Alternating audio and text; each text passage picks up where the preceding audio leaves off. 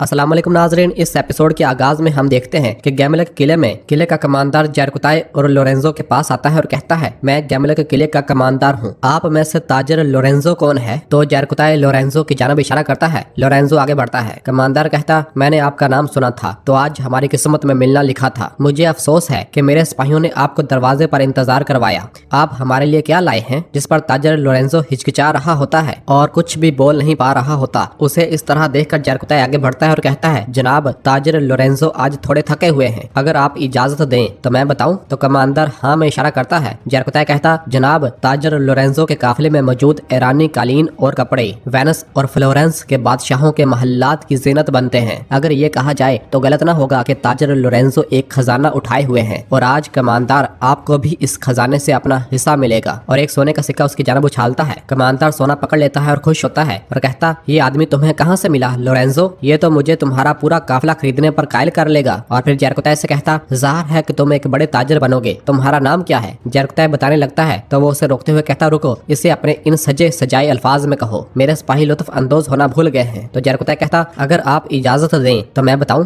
बात करने की बजाय दिखा दूं? कमांडर कहता, अच्छा। और फिर अपने सिपाहियों से मुखातब होकर कहता, सिपाहियों तमाशा शुरू होने वाला है। तो सब सिपाही अपने फराइज छोड़कर वहां जमा होना शुरू हो जाते हैं। जरकुताई सब से मुखातब होकर कहता, सिपाहियों लुत्फ शुरू करते हैं। और फिर कमांडर से कहता, और ये तब तक खत्म नहीं होगा जब तक तुम सब मर ना जाओ। और फौरन अपने खंजर निकाल कर कमांडर का गला काट डालता है और सिपाहियों को आवाज देता है। यह सुनते साथ ही छकड़ों में मौजूद सिपाही बाहर निकल आते हैं और किले में मौजूद सिपाहियों पर हल्ला बोल देते हैं। पूरे किले में अफरा तफरी फैल जाती है। ताजर लोरेंजो छकड़े के पीछे छुप जाता है और फिर छकड़े पर मौजूद एक सिपाही तलवारें जरकुताई की जानब फेंक देता है। जरकुताई उन दोनों तलवारों को थाम लेता है और कहता, सिपाहियों दरवाजे खोलो, लड़ो जब तक कि हम पूरा गैमलक फतह न कर लें। और फिर सिपाहियों पर हल्ला बोल देता है और अपनी दोहरी तलवारें चलाना शुरू कर देता है और उन्हें मौत के घाट उतारना शुरू कर देता है। पूरे किले में लड़ाई शुरू हो जाती है। उस्मानी सिपाही अपनी पूरी कुव्वत के साथ और बहादुरी के साथ उनका मुकाबला करते हैं और फिर दो सिपाही भागते हुए दरवाजे पर पहुंच जाते हैं और दरवाजा खोल डालते हैं। इतने में ही बड़ी तादाद में सिपाही बाहर से भी अंदर दाखिल हो जाते हैं।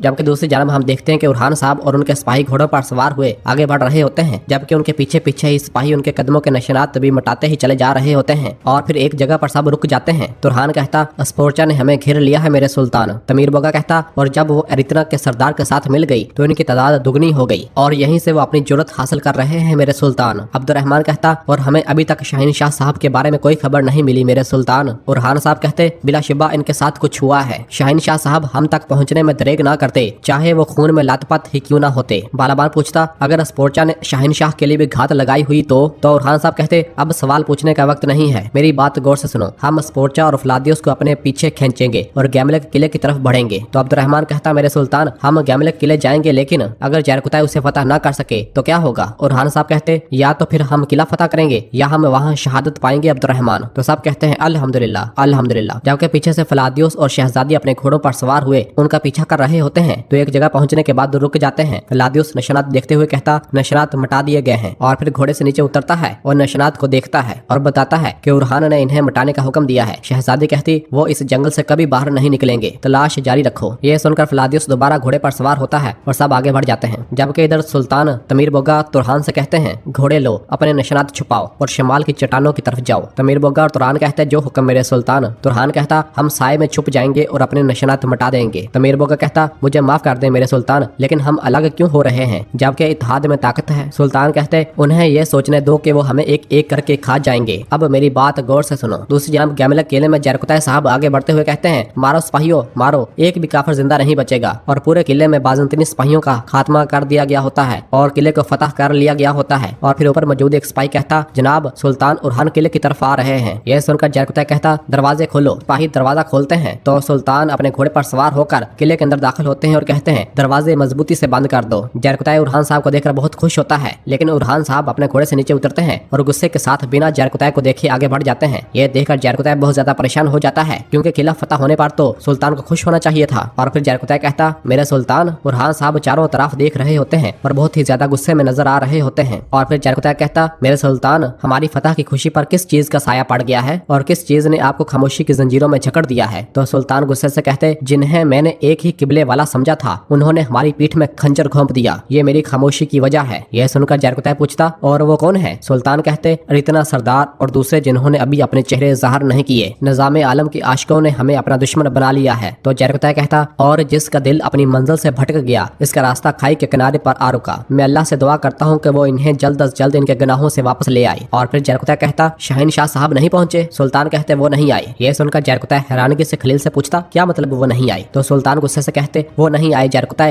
वो नहीं आए। और फिर कहते हैं, यकीनन अस्पोर्चा ने तमाम रास्ते बंद कर दिए हैं और वो अपने मकसद में कामयाब हो गई है ना? खलील पूछता, अब हम क्या करेंगे मेरे सुल्तान? अस्पोर्चा हमें नहीं छोड़ेगी, हम यहाँ घर चुके हैं। सुल्तान कहते, हम अपने अज़म और दिलों से इस किले का दिफा करेंगे, हम हथियार नहीं डालेंगे। तो सब कहते, जैसे आपका हुक्म मेरे सुल्तान।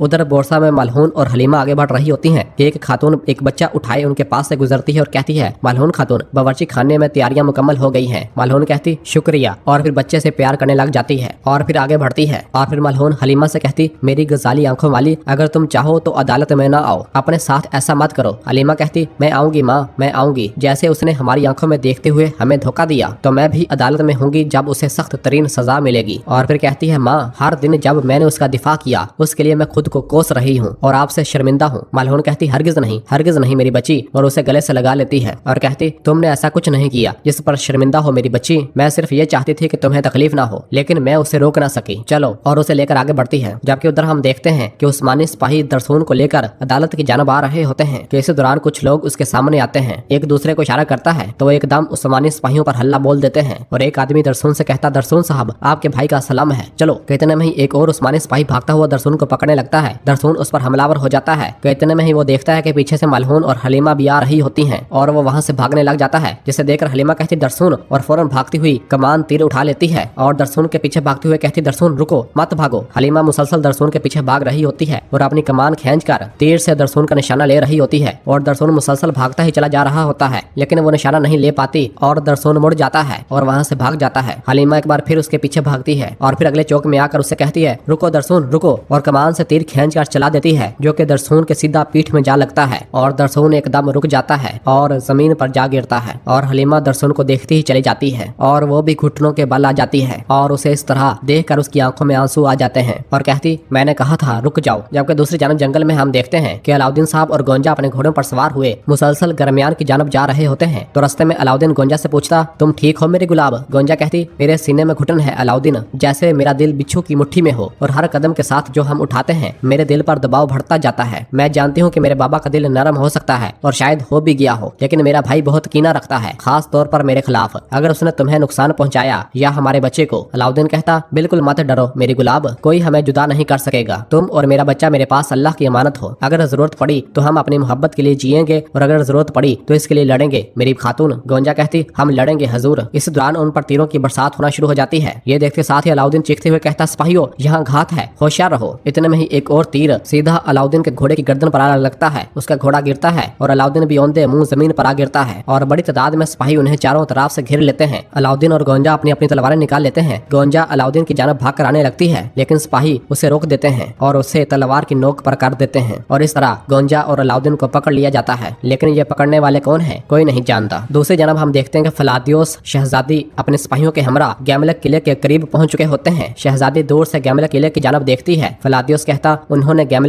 गैमलक किले पर कब्जा कर लिया है। शहजादी कहती, तो इसका असल मकसद गैमलक किले पर कब्जा करना था? हाँ, वो हमेशा हमसे एक कदम आगे रहता है। फलादियोस कहता, किला घरा हुआ है और इनके पास यहाँ से निकलने का कोई रास्ता नहीं है। शहजादी कहती, मैंने अपना इरादा बदल लिया है फलादियोस, मुझे अब उरहान मुर्दा चाहिए। ये सुनकर फलादियोस खामोश हो जाता है। जबकि दूसरी जानब जंगल में हम देखते हैं कि बुरहान नीलोफर खातून अपने सिपाहियों के हमरा घोड़े भगाते हुए उरहान साहब की जानब आ रहे होते हैं, जबकि दैफने भी उनके साथ ही होती है। और फिर इधर गैमलक किले में हम देखते हैं कि बाज़ंतीनी परचम उतार फेंके जा रहे होते हैं और उस्मानी रियासत के परचम लहराए जा रहे होते हैं। उरहान साहब बुलंदी पर मौजूद होते हैं और पूरे किले पर उस्मानी रियासत के परचम लहरा दिए जाते हैं। उरहान साहब सबसे मुखातब होकर कहते, मेरे सिपाहियों, मेरे सरदारों, अब से गैमलक किला रियासत उस्मानिया की मलकियत है। तो सब सिपाही अपनी अपनी तलवारें निकाल कर बुलंद आवाज से कहते, अल्लाहु अकबर, अल्लाहु अकबर, अल्लाहु अकबर। सुल्तान कहते, और अब हमारी फतह से भी बड़ी और अहम चीज है और वो है इस किले का दिफा करना एक ऐसे दुश्मन के खिलाफ जिसने मैदान जंग में हमसे इज्जत से मुकाबला नहीं किया बल्कि पीछे से गद्दारी का खंजर घोंपा। किले के तमाम दरवाजे मजबूत किए जाएंगे, पहरेदार और तीरंदाज फसीलों की चोटियों पर चढ़ जाएं और फौरन गोला बारूद की मकदार का तयन करें और किले में राशन की मकदार का फौरन हिसाब लगाया जाए। और जब तक हम तक मदद और कुमक नहीं पहुंच जाती हम अपनी जानें दे देंगे, लेकिन हम इन्हें इस किले की मट्टी का एक जर्रा भी नहीं देंगे। तो सब सिपाही कहते हैं जैसे आपका हुक्म मेरे सुल्तान। इस दौरान अब्दुर्रहमान जल्दी से सुल्तान के पास आता है और कहता है मेरे सुल्तान, काफरों ने वक्त जाया नहीं किया, उन्होंने हर तरफ से किले को घेर लिया है। तो सुल्तान कहते हैं सब अपने अपने फराइज की तरफ चलो, और सब सिपाही फसीलों की जानब और अपने अपने फराइज की जानब रवाना होते हैं। और फिर सुल्तान बुलंदी पर मौजूद फसीलों से बाहर की जानब देखते हैं जहाँ शहजादी स्पोर्चा फलादियोस के हमरा अपनी फौज लिए खड़ी होती है। शहजादी उरहान साहब की जानब देखते हुए कहती जैसे ही उसे हमारे मुहासरे का पता चला वो सामने आ गया फलादियोस फातिमा, जबकि फातिमा फलादियोस की जानब देख रहे होते हैं। और फिर शहजादी पुकारते हुए कहती तुम अपने पैरों से अपनी कब्र में दाखिल हुए हो उरहान सरदार, उस किले से सिर्फ तुम्हारी लाशें ही निकलेंगी जिसे तुम्हारे ख्याल से तुमने फतह कर लिया है। तो सुल्तान कहते तुमने सुलह तोड़ दी थी ना स्पोर्चा खातून उस्मानियों को, और उस्मानी सुल्तान को ललकारने का अंजाम क्या होता है तुम्हें अपनी आखिरी सांसों में अजाब के साथ मालूम होगा।